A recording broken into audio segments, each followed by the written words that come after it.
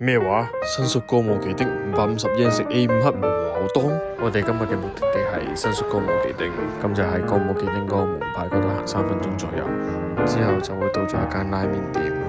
咁我哋今日嘅任務就係喺拉麵店入邊叫飯食，有幾個語言可以選擇。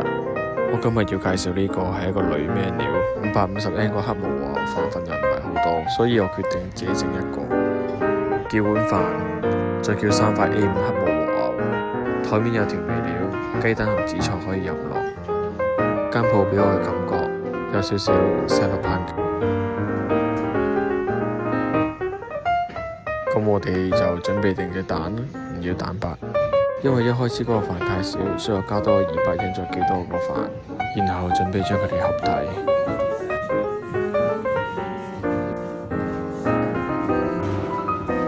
加埋啲汁落去，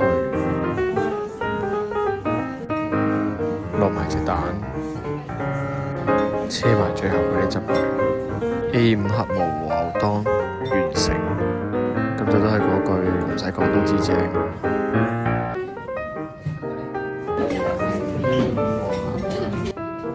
咁我建議3到4塊牛應該就啱啱好。食食下再加多隻蛋，最後加埋啲紫菜，加埋一共都係1900yen，好正。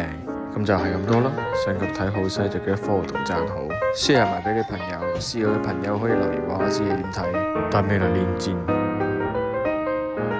下次再見。